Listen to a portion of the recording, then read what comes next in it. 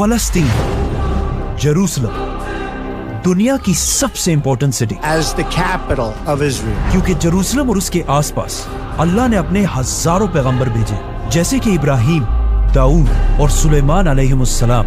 और यहूदियों के मुताबिक इस सिटी यरूशलेम का नाम सबसे पहले एक बहुत बड़े पैगंबर नूह अलैहिस्सलाम के बेटे साम ने रखा था, जिसका मतलब है यरूशलेम, द सिटी ऑफ पीस।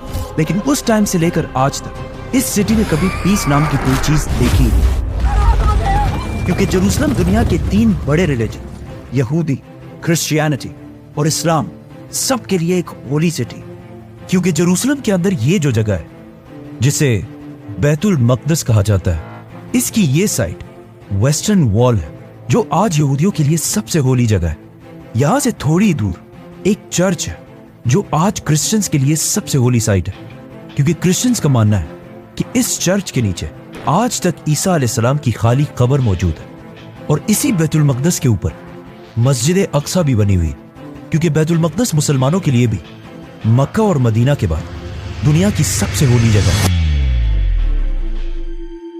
जब रसूलुल्लाह सल्लल्लाहु अलैहि वसल्लम मक्का में थे, उन्होंने कई साल तक मक्का के लोगों को इस्लाम की तरफ आने की दावत दी, लेकिन उनकी बहुत कोशिश के बाद भी मक्का के सिर्फ कुछ ही लोगों ने उनकी बात पर इस्लाम कबूल किया। और ये लोग भी मक्का के कोई पावरफुल लोग नहीं, बल्कि इनमें बहुत सारे ऐसे थे जो मक्का के सबसे कमजोर लोगों में से थे, जिसकी वजह से मक्का के लोग इन पर बहुत जुल्म किया करते थे। इस सब के बाद भी आप सल्लल्लाहु अलैहि वसल्लम इन सब से कहते रहते कि आज तो मुसलमान कमजोर है, लेकिन एक दिन ऐसा जरूर आएगा कि मुसलमान रोमन और पर्शियन एम्पायर दोनों को फतह करेंगे। जिस पर मक्का के लोग उनका बहुत मजाक उड़ाते थे और कहते थे कि ये लोग हमारा यहाँ मक्का में मुकाबला नहीं कर सकते, तो ये रोमन और पर्शियन एम्पायर से कैसे लड़े। लेकिन अब रसूलुल्लाह सल्लल्लाहु अलैहि वसल्लम की वफात के कुछ ही साल बाद मुसलमानों ने उमर बिन खत्ताब रज़ियल्लाहु तआला अन्हु की खिलाफत में रोमन और पर्शियन एम्पायर दोनों को यरमूक और कादसिया जैसी जंगों में बुरी तरह हरा दिया था। और इन दोनों एम्पायर्स को हराने के बाद अब मुसलमानों की दोनों बड़ी फौजें मदीना से हजरत उमर रज़ियल्लाहु तआला अन्हु के ऑर्डर्स का इंतजार कर रही कि अब हमें इससे आगे और कहां जाना चाहिए। तो मदीना से सीधा एक लेटर पर्शियन एम्पायर साद बिन अबी वक्कास की तरफ गया और हजरत उमर ने उन्हें ऑर्डर दिया कि अब तुमने तब तक नहीं रुकना जब तक पर्शियन एम्पायर का कैपिटल बदाइन फतह ना हो जाए और पूरी पर्शियन एम्पायर मुसलमानों के कंट्रोल में ना आ जाए, तब तक तुमने पीछे नहीं हटना। तो साद बिन अबी वक्कास मुसलमानों की फौज के साथ पूरी पर्शियन एम्पायर को फतह करने के लिए रवाना हुए। पर्शियन एम्पायर में तो मुसलमानों की फौज आहिस्ता आहिस्ता कैपिटल की तरफ बढ़ने लगी। अब वहाँ रोमन एम्पायर मुसलमानों ने यरमूक की जंग जीतने के बाद बहुत तेजी से उन सारे इलाकों को दोबारा फतह कर लिया था जिन्हें वो इससे पहले छोड़ चुके थे। और इस सारे इलाके को फतह करने के बाद अब मुसलमान मदीना से हजरत उमर रज़ियल्लाहु तआला अन्हु के ऑर्डर का इंतजार कर रहे थे। तो फौरन मदीना से हजरत अबू उबैदा के लिए एक लेटर पहुंचा कि मुसलमानों की पूरी ताकत को साथ लेकर रोमन एम्पायर की सबसे होली सिटी, पैगंबरों की सिटी जेरूसलम की तरफ जाओ और उसे खिलाफत के कंट्रोल में लाओ। तो अबू उबैदा मुसलमानों की पूरी ताकत लेकर शाम से जेरूसलम की तरफ रवाना हुए और इस तरह मुसलमानों की ये अजीम फौज पहली बार फलस्तीन में एंटर हुई। यरमूक जैसी खतरनाक जंग जीतने के बाद अब पूरी रोमन एम्पायर में मुसलमानों को रोकने वाला कोई भी नहीं था। तो मुसलमानों ने सीधा जाकर जेरूसलम के शहर को चारों तरफ से घेर लिया। लेकिन मुसलमान ये नहीं चाहते थे कि जेरूसलम को भी बाकी सिटीज की तरह जंगों और तलवारों से फतह किया जाए, क्योंकि मुसलमानों को पता था कि ये पैगंबरों का शहर है और वो नहीं चाहते थे कि इस सिटी में कोई खून खराबा हो। तो मुसलमानों ने इस शहर के चारों तरफ अपने कैंप्स लगाए और आराम से इस सिटी के सरेंडर का इंतजार करने लगे। लेकिन जेरूसलम के सबसे बड़े प्रीस्ट सफ्रोनियस ने मुसलमानों की इतनी बड़ी फौज देखकर भी आसानी से सरेंडर नहीं किया और बार बार अपने रोमन बादशाह हरकल की तरफ लेटर्स भेजता रहा कि आप रोमन एम्पायर की पूरी फौज के साथ क्रिश्चियंस के सबसे होली शहर जेरूसलम को मुसलमानों के हाथों से बचाएं। लेकिन अगले 4 महीने तक सफ्रोनियस की बहुत कोशिश के बाद भी पूरी रोमन एम्पायर से एक जनरल भी उसकी मदद के लिए नहीं आया, क्योंकि यरमूक के मैदान में खालिद बिन वलीद ने रोमन्स की कमर ऐसी तोड़ी कि अब वो मुसलमानों के सामने अपना सर कभी नहीं उठा सकते थे। आखिर 4 महीने के बाद सफ्रोनियस का हौसला टूट गया और उन्होंने जेरूसलम से मुसलमानों के आर्मी चीफ अबू उबैदा की तरफ सरेंडर करने के लिए एक लेटर भेजा। लेकिन इस लेटर में उसने बहुत ही एक अजीब डिमांड लिखी थी कि मैं इस सिटी को सिर्फ एक शर्त पर मुसलमानों के हवाले करूंगा कि इस इस्लामिक एम्पायर के खलीफा उमर बिन खत्ताब खुद आकर मुझसे मिले। लेकिन आखिर क्यों सफ्रोनियस खालिद बिन वलीद, अबू उबैदा और बाकी सारे जनरल्स के बजाय हजरत उमर के सामने ही क्यों सरेंडर करना चाहते थे? क्योंकि सफ्रोनियस को जेरूसलम की हिस्ट्री के बारे में बहुत अच्छी तरह पता था और उसे पता था कि पिछले हजारों साल से जब भी किसी बादशाह ने इस सिटी को फतह किया, उसने यहाँ की एक एक चीज को तबाह किया।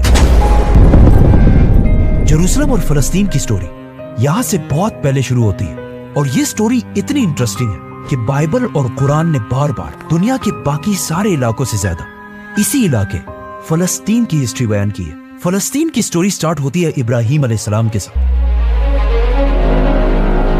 कि जब इब्राहिम अलैहिस्सलाम आज से 4000 साल पहले जेरूसलम से बहुत दूर इराक की सिटी ऊल में पैदा हुए, जो उस जमाने में दुनिया की सबसे बड़ी सिटी थी और उस सिटी के कुछ बड़ी बड़ी बिल्डिंग्स आज भी दुनिया में मौजूद है।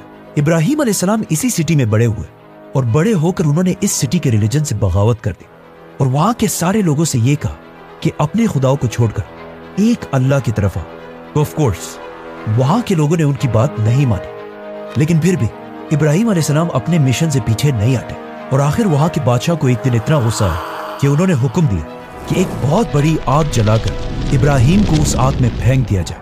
लेकिन जैसे ही उन्होंने इब्राहिम अलैहिस्सलाम को इस आग में फेंका तो वहां खड़े सारे लोगों ने पहली बार एक बहुत ही अजीब मंजर देखा कि इब्राहिम अलैहिस्सलाम बिल्कुल सही सलामत वहां सबके सामने इस आग से चलकर बाहर निकले। इस वाकये के बाद ऊर शहर के लोग इब्राहिम अलैहिस्सलाम की ताकत से डर गए और उन पर और जुल्म करना छोड़ दिया और इब्राहिम अलैहिस्सलाम भी अल्लाह के हुक्म से ऊर सिटी को छोड़कर पहली बार फलस्तीन के इलाके में आबाद हुए। नाउ इब्राहिम अलैहिस्सलाम के दो बेटे थे, इस्माइल और इसहाक। इसहाक अलैहिस्सलाम की औलाद में अल्लाह ने हजारों पैगंबर भेजे, लेकिन इस्माइल अलैहिस्सलाम की औलाद से सिर्फ एक पैगंबर भेजा गया। इस्माइल अलैहिस्सलाम तो फलस्तीन को छोड़कर अरब जाकर मक्का में आबाद हुए, लेकिन इसहाक अलैहिस्सलाम अपने वालिद इब्राहिम अलैहिस्सलाम की वफात के बाद यही फलस्तीन में ही रहे और उनके बेटे याकूब अलैहिस्सलाम, जिन्हें इसराइल के नाम से भी जाना जाता है, और इन्हीं की औलाद को याकूब अलैहिस्सलाम की औलाद को आज बनी इसराइल कहा जाता है। याकूब अलैहिस्सलाम के एक बेटे यूसुफ अलैहिस्सलाम अपने भाइयों के जुल्म की वजह से फलस्तीन छोड़कर इजिप्ट में आबाद हुए और यही मिस्र में बड़े होकर यूसुफ अलैहिस्सलाम पूरे मिस्र के प्राइम मिनिस्टर बने, जिसके कुछ ही अरसे बाद फलस्तीन के इलाके में एक बहुत बड़ा कहर आया, जिससे वहां के लोगों के खाने पीने की चीजें बिल्कुल खत्म हो गई और यहाँ के लोग मजबूरन खाना पीना ढूंढने के लिए उस वक्त के सुपर पावर इजिप्ट की तरफ गए ताकि वहां से उनको कुछ मिल सके, जिसमें यूसुफ अलैहिस्सलाम के 11 भाई भी शामिल थे। आखिर यूसुफ अलैहिस्सलाम की वजह से उनके सारे भाई और बाप याकूब अलैहिस्सलाम सब फलस्तीन के इलाके को छोड़कर उन्हीं के पास इजिप्ट में आबाद हुए। बनी इसराइल में उस जमाने से लेकर आज तक एक बहुत ही जबरदस्त क्वालिटी रही है कि ये जहां भी जाते हैं बहुत ही तेजी से उस इलाके के सबसे ताकतवर लोग बन जाते हैं। इसी तरह इजिप्ट में भी बनी इसराइल के इन 12 भाइयों के बेटे बहुत तेजी से इजिप्शियंस को पीछे छोड़कर इजिप्ट के सबसे ताकतवर और रिच लोग बन गए। ये देखकर आहिस्ता आहिस्ता इजिप्शियंस को समझ आ गई कि अगर ऐसा ही चलता रहा तो बहुत जल्द हम सारे बनी इसराइल के गुलाम बन जाएंगे। तो आखिर इजिप्ट के एक ताकतवर फिरौन ने यह फैसला किया कि इससे पहले कि हम इजिप्शियंस इन बनी इसराइल के गुलाम बने, हम ही इन्हें अपना गुलाम बना देते हैं। जिसके बाद इजिप्शियंस ने बनी इसराइल को कमजोर करने के लिए जबरदस्ती इनके सारे बिजनेसेस बंद कर दिए, उनके घरों के अंदर से सब कुछ लूट लिया और बिल्कुल हिटलर की तरह सारे बनी इसराइल को एक जगह पर जमा करके इन्हें अपना गुलाम बना दिया। इसी तरह अगले 400 साल तक बनी इसराइल इजिप्शियंस की गुलामी करते रहे। आखिर अल्लाह ने इनकी तरफ अपना एक पैगंबर भेजा, मूसा अलैहिस्सलाम, जिन्होंने बनी इसराइल को 400 साल की गुलामी के बाद इजिप्ट से निकालकर वापस अपने ग्रेट ग्रैंडफादर इब्राहिम अलैहिस्सलाम के इलाके फलस्तीन की तरफ रवाना किया। यहूदियों की किताब तौरात के मुताबिक एक ही दिन में 6 लाख लोग इजिप्ट को छोड़कर रवाना हुए, लेकिन जैसे ही बनी इसराइल वापस फलस्तीन के करीब पहुंचे तो उन्होंने देखा कि पिछले 400 साल से जब बनी इसराइल इजिप्ट में गुलाम थे तो उसी टाइम फलस्तीन में कुछ नए बहुत ही ताकतवर कबीले अमेलेकाइट्स और एमोराइट्स आबाद हो चुके थे। तो अल्लाह ने मूसा अलैहिस्सलाम को हुक्म दिया कि बनी इसराइल के इन 12 कबीलों को अमेलेकाइट्स के साथ जंग के लिए तैयार करो। तो मूसा अलैहिस्सलाम ने ऐसा ही किया और पूरा बनी इसराइल जंग के लिए तैयार हो गया। लेकिन जंग से एक रात पहले ही मूसा अलैहिस्सलाम ने अमेलेकाइट्स की ताकत का अंदाजा लगाने के लिए बनी इसराइल के कुछ जासूस रात को उनकी तरफ भेजे।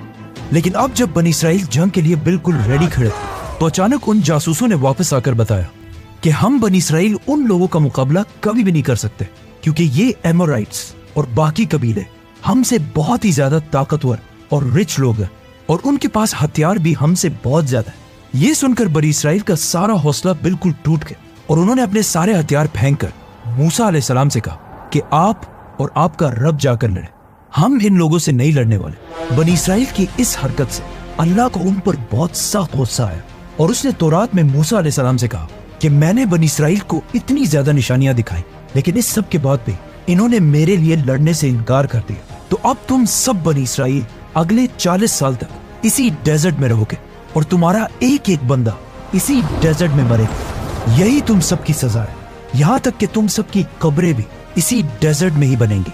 और एग्जैक्टली ऐसा ही हुआ।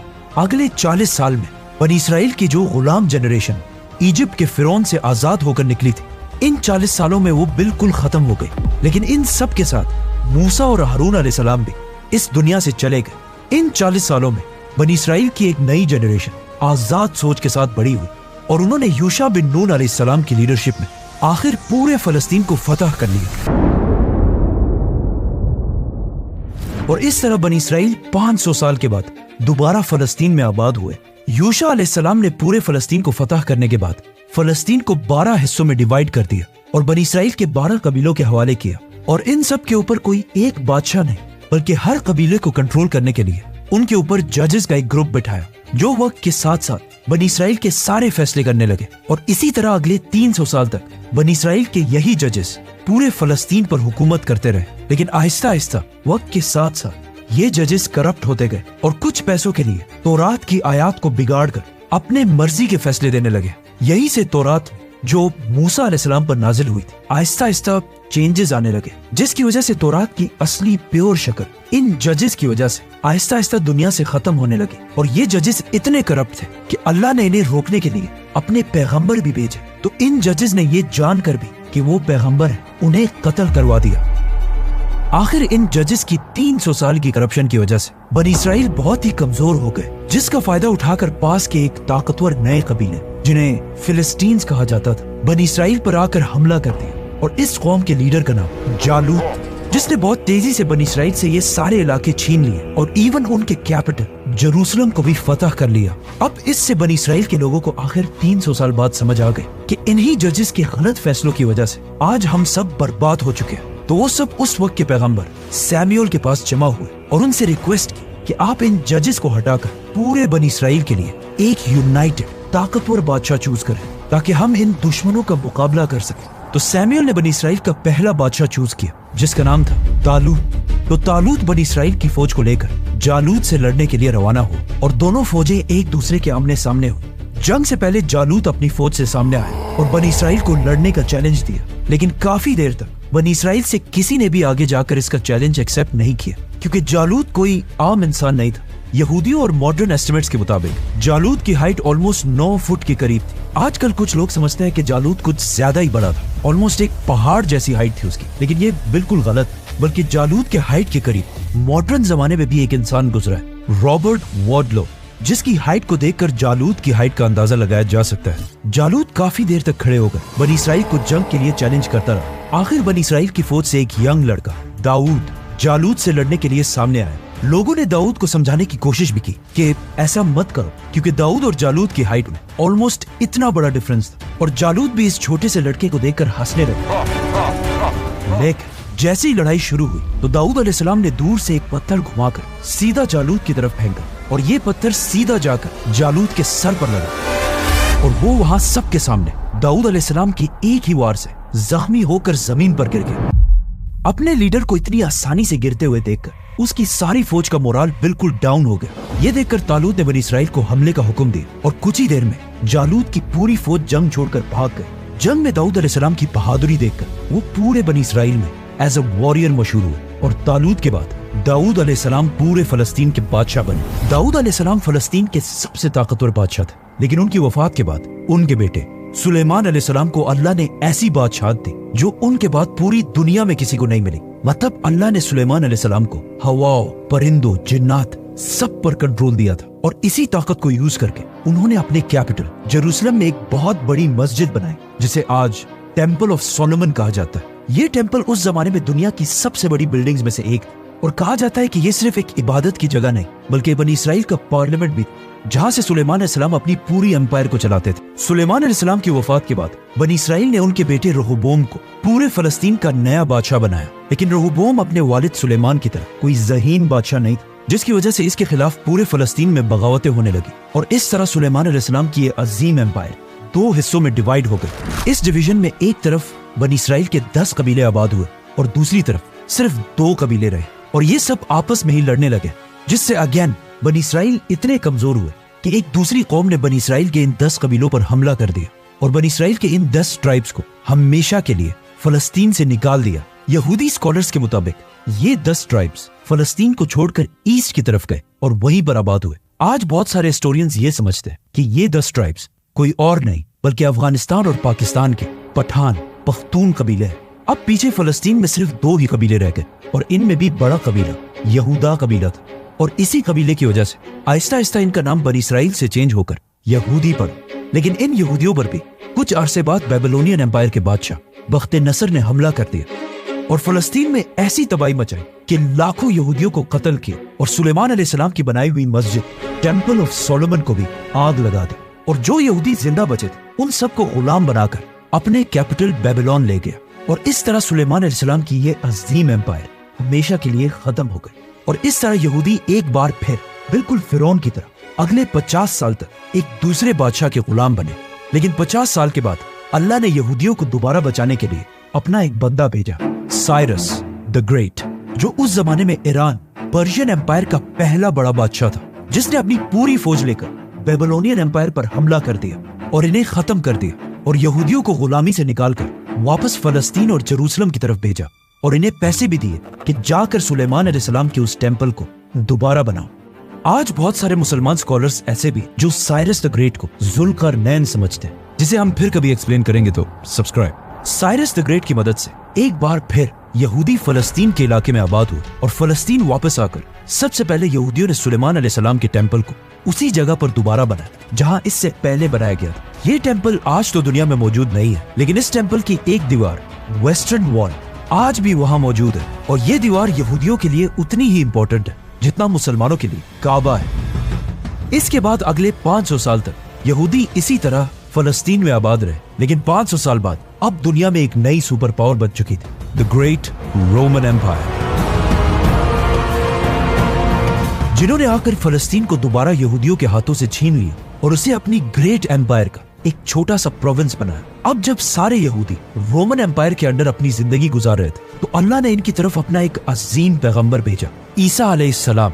उस वक्त तक यहूदी इतने करप्ट हो चुके थे कि वो अल्लाह की तरफ से भेजे गए पैगंबरों की भी बातें नहीं सुनते थे, बल्कि इससे पहले उन्होंने जकरिया और याह्या अलैहिस्सलाम को भी जान से मार दिया था। ईसा अलैहिस्सलाम ने यहूदियों को समझाने की बहुत कोशिश की, लेकिन सिर्फ कुछ लोगों के अलावा बाकी सारे यहूदियों ने ईसा अलैहिस्सलाम की बात नहीं मानी और उन्हें एक झूठा पैगंबर कहा, और सारे यहूदियों ने रोमन एम्पायर के साथ मिलकर ईसा अलैहिस्सलाम को मारने की साजिश की। और जैसे ये सब मिलकर ईसा अलैहिस्सलाम को मारने वाले थे, बिल्कुल आखिरी टाइम में अल्लाह ने उन्हें बचा लिया, और उन्होंने ईसा अलैहिस्सलाम के बजाय एक दूसरे शख्स को सूली पर चढ़ाकर मार दिया। अब ईसा अलैहिस्सलाम तो दुनिया से चले गए, लेकिन यहूदियों और रोमन्स के दरमियान आहिस्ता आहिस्ता लड़ाइयां शुरू होने लगी। ईसा अलैहिस्सलाम के बाद अल्लाह ने यहूदियों को कभी भी माफ नहीं किया, क्योंकि ईसा अलैहिस्सलाम के बाद आज तक यहूदियों के पास और कोई पैगंबर नहीं भेजा गया, और ईसा अलैहिस्सलाम के खिलाफ साजिश करने पर अल्लाह ने यहूदियों से ऐसा बदला लिया कि उनके जाने के कुछ ही अरसे बाद रोमन्स और यहूदियों की लड़ाई शुरू हुई, और रोमन्स ने यहूदियों को ऐसा तबाह किया कि अगले 2000 साल तक यहूदी दोबारा फलस्तीन में आबाद नहीं हो सके।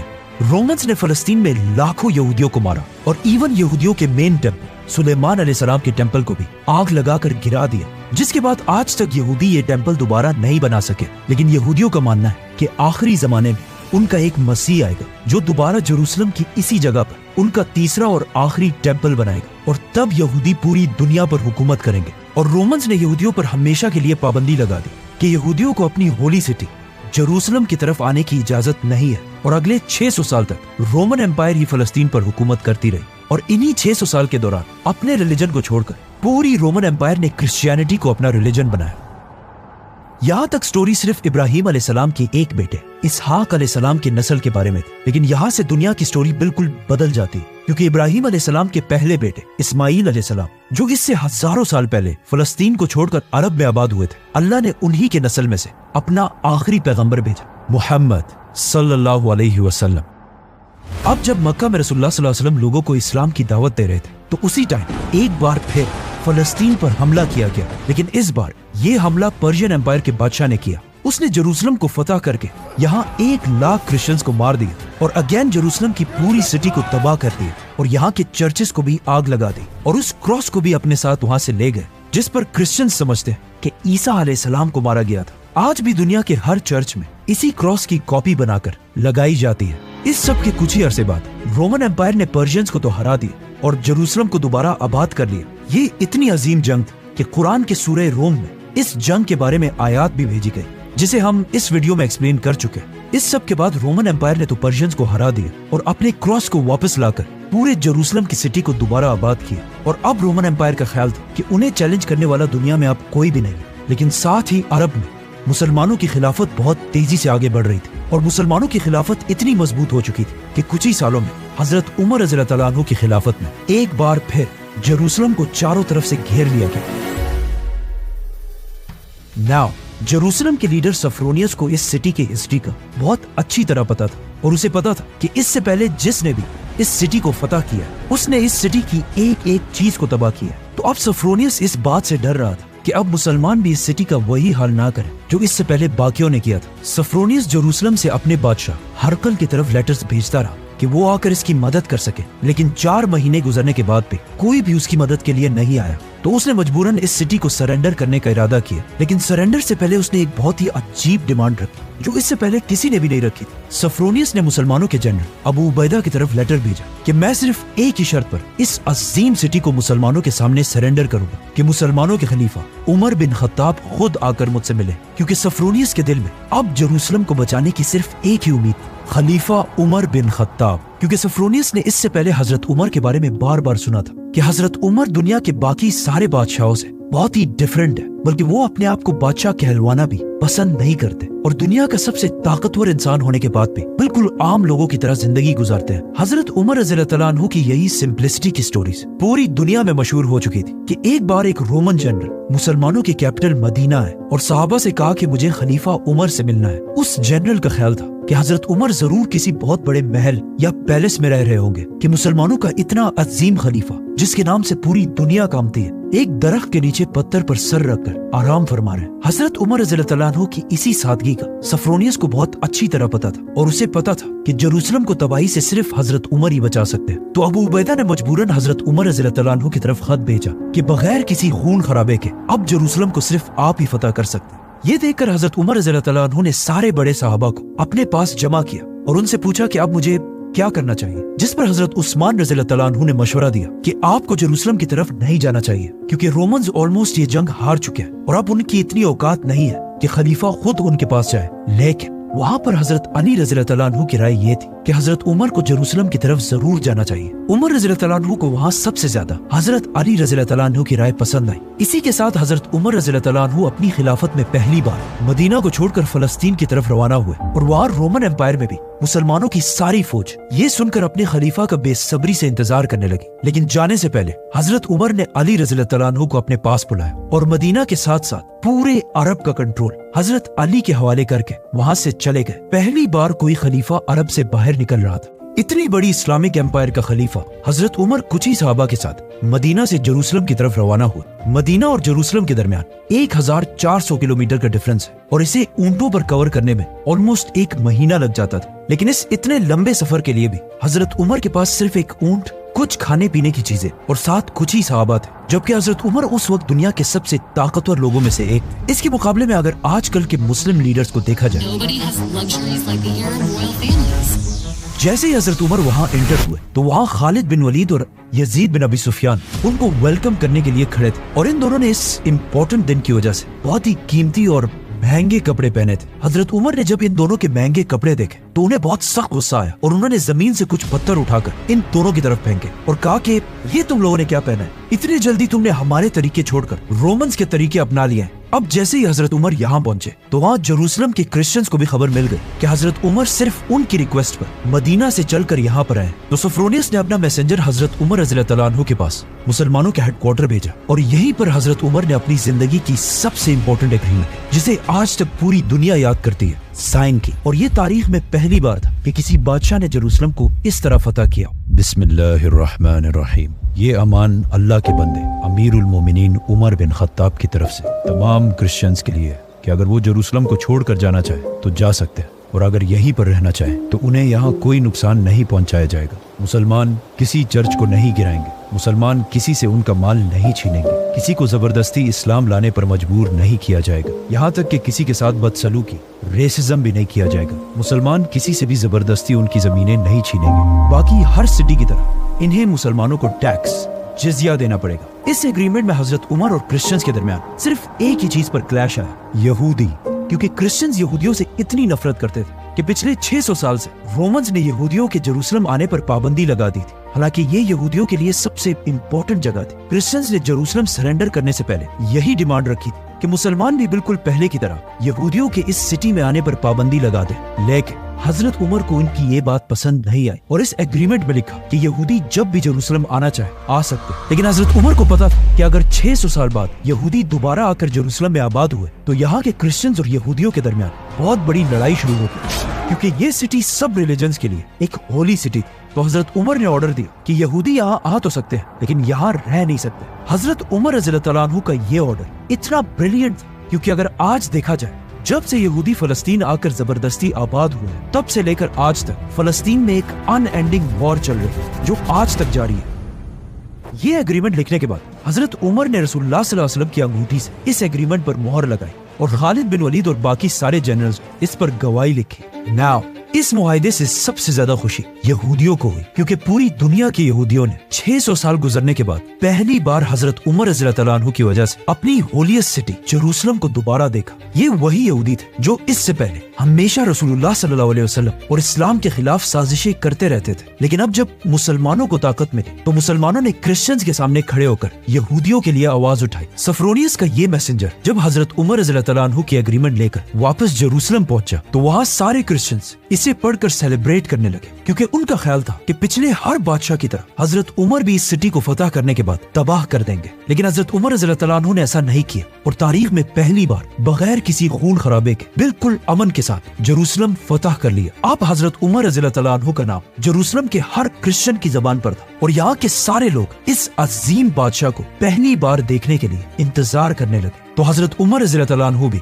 मुसलमानों के हेडक्वार्टर को छोड़कर पहली बार जेरूसलम की तरफ रवाना हुए। जैसे ही हजरत उमर रज़ियल्लाहु तआला अन्हु जेरूसलम के बाहर मुसलमानों की फौज के करीब पहुंचे तो वहाँ अबू उबैदा रज़ियल्लाहु तआला अन्हु और बाकी मुसलमानों ने उनका वेलकम किया। उन मुसलमान जनरल्स ने जब हजरत उमर रज़ियल्लाहु तआला अन्हु के सादा और पुराने कपड़े देखे तो उन्होंने हजरत उमर रज़ियल्लाहु तआला अन्हु से रिक्वेस्ट की कि आप ये पुराने कपड़े चेंज करके कुछ नए और महंगे कपड़े पहने और हजरत उमर रज़ियल्लाहु तआला अन्हु की सवारी के लिए एक खूबसूरत घोड़ा भी लेकर आए। लेकिन हजरत उमर रज़ियल्लाहु तआला अन्हु ने उन सब से कहा कि नहीं, एक जमाना था कि हम दुनिया के सबसे कमजोर और बैकवर्ड लोगों में से थे और आज जो हमें ये इज्जत मिली है वो हमारे कपड़ों या सवारी की वजह से नहीं बल्कि सिर्फ और सिर्फ इस्लाम की वजह से मिली है। ये कहते ही हजरत उमर रज़ियल्लाहु तआला अन्हु यहाँ से जेरूसलम की तरफ रवाना हुए। अब यहाँ पे एक बहुत ही इंटरेस्टिंग स्टोरी और एक बहुत बड़ी कंफ्यूजन भी है कि हजरत उमर रज़ियल्लाहु तआला अन्हु अपने गुलाम के साथ सिर्फ एक ही ऊंट पर जेरूसलम की तरफ गए। रास्ते में ये दोनों बारी बारी इस ऊंट की सवारी करते थे और जैसे ये दोनों जेरूसलम पहुंचे तो ऊंट पर हजरत उमर ने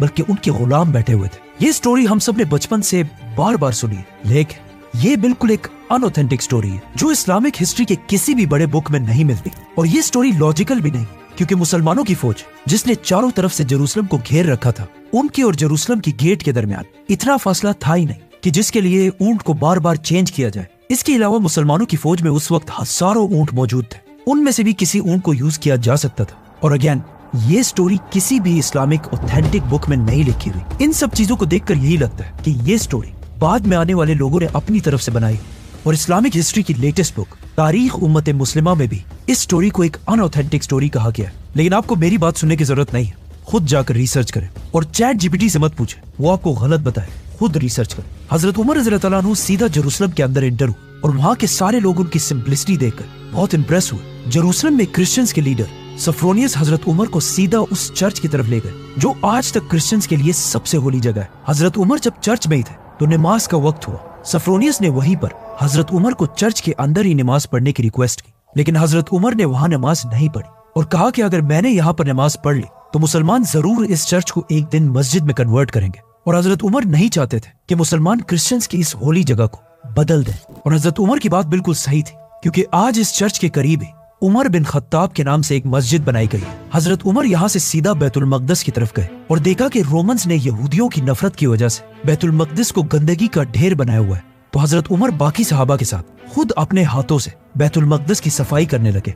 हजरत उमर रज़ियल्लाहु अन्हु ने बैतुल मकदस की पूरी सफाई के बाद यहाँ पर सहाबा की एक मीटिंग बुलाई कि हमें यहाँ पर मस्जिद कौन सी जगह पर बनानी चाहिए। तो काब रज़ियल्लाहु अन्हु ने मशवरा दिया, जो इस्लाम लाने से पहले यहूदी थे, कि हमें मस्जिद बैतुल मकदस के इस पत्थर के पीछे बनानी चाहिए ताकि हम बैतुल मकदस और काबा दोनों को सामने रखकर नमाज पढ़ सके। लेकिन इस बात पर हजरत उमर को बहुत सा गुस्सा आया और उन्होंने काब से कहा कि तुमसे अभी तक यहूदियों की आदतें नहीं निकली। उसके बाद हजरत उमर रज़ियल्लाहु अन्हु ने हुक्म दिया कि मस्जिद को बैतुल मकदस के इस पत्थर के आगे बनाई जाए, जिसका मुंह काबा की तरफ हो और पीठ यहूदियों के इस पत्थर की तरफ हो, क्योंकि अब दुनिया का किबला बदल चुका है। और यहीं से पहली बार मस्जिद अक्सा की बुनियाद रखी गई। और आज तक जब भी मुसलमान मस्जिद अक्सा में नमाज पढ़ते हैं तो बैतुल मकदस का ये पत्थर और उसके ऊपर ये बिल्डिंग उनके पीठ के पीछे होती है। उमर रज़ियल्लाहु अन्हु के हुक्म से मुसलमानों ने यहाँ पर एक छोटी सी लकड़ियों की मस्जिद बनाई। और मस्जिद बनाने के बाद हजरत उमर ने बिलाल रज़ियल्लाहु अन्हु से रिक्वेस्ट की, जो आप सल्लल्लाहु अलैहि वसल्लम की वफात के बाद यही शाम में आबाद हो चुके थे। और हजरत बिलाल ने ये अहद किया था कि आप सल्लल्लाहु अलैहि वसल्लम की वफात के बाद वो दोबारा कभी भी अजान नहीं देंगे। लेकिन अब ये इतना अजीम दिन था और खलीफा उमर रज़ियल्लाहु अन्हु का ऑर्डर भी था। तो हजरत बिलाल रज़ियल्लाहु अन्हु आगे आए और उन्होंने पहली बार बैतुल मकदस पर खड़े होकर अजान देना शुरू की। हजरत बिलाल रज़ियल्लाहु अन्हु की अजान को सुनकर वहाँ मौजूद सारे सहाबा रोने लगे, क्योंकि यही बिलाल आप सल्लल्लाहु अलैहि वसल्लम के जमाने में भी मदीना में अजान दिया करते थे। ये वो जमाना था जब मुसलमानों के पास कुछ भी नहीं था, यहाँ तक कि कई दिन तक उनके पास खाने पीने की चीजें भी नहीं होती थी। लेकिन इस सब के बाद भी आप सल्लल्लाहु अलैहि वसल्लम मुसलमानों से कहते रहते थे कि एक दिन ऐसा जरूर आएगा कि मुसलमान रोमन और पर्शियन एम्पायर दोनों को हराएंगे, यहाँ तक कि जेरूसलम को भी फतह करेंगे।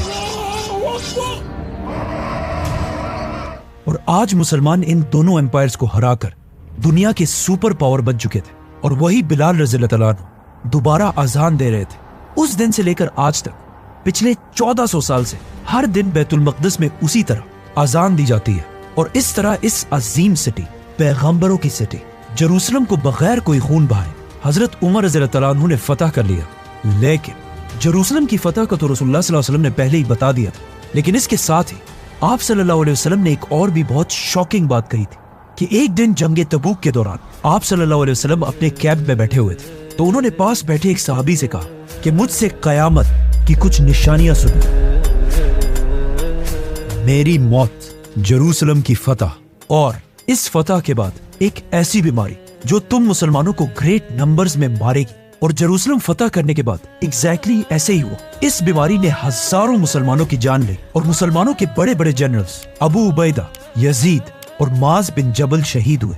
और इन्हीं के साथ दुनिया की तारीख के सबसे बड़े जनरल खालिद बिन वलीद भी अपने जिस्म पर जख्मों की वजह से इस दुनिया से चले गए। इन सब बड़े बड़े जनरल्स की वफात के बाद अब कुछ नए लोगों को चांस मिला कि वो सामने आकर लीडर्स बन सके, जिनमें से एक का नाम था मुआविया बिन अबी सुफियान। सब्सक्राइब।